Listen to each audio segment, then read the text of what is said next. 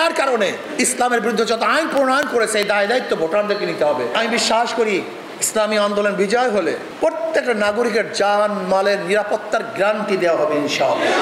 শুধু রাস্তাঘাটই একজন এমপি প্রার্থীর দায়িত্ব নয়, এমপির দায়িত্ব নয়। এই শুভঙ্করের ফাঁকি ওরা আমাদের রাস্তাঘাট দেখিয়ে আমাদের ইমানকে ধ্বংস করে, ইসলামের বিরুদ্ধে আইন রচনা করে, ইসলামের বিরুদ্ধে আইন পাশ করে। একজন এমপির কাজ হলো বাংলাদেশটা আগামীতে কিভাবে চলবে, কোন আইনে চলবে, কোন ভিত্তিতে চলবে, এটা প্রণয়ন করা।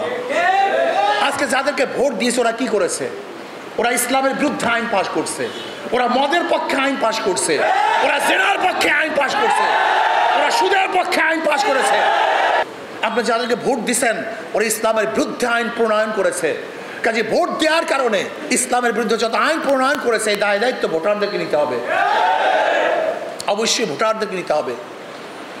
আর আপনার ভোটের কারণে ইসলামের পক্ষে যত আইন প্রণয়ন করবে ইনশাআল্লাহ যাও ভোটাররা অবশ্যই পাবে, কোনো সন্দেহ নাই। যে আওয়ামী লীগের লিডাররা পালিয়ে গেছে, ভোটাররা তো পালায় নাই, তারা ভোট দেবে কাদেরকে?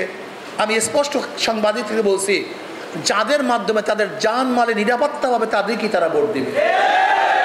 যাদের মাধ্যমে বলতে পারেন হুজুর হিন্দুরা কাদেরকে ভোট দেবে? হিন্দুরা তো স্বাভাবিকভাবে আওয়ামী লীগকে ভোট দিত, এখন তো আওয়ামী লীগ যদি নির্বাচন অংশগ্রহণ না করে কাদেরকে ভোট দিবে?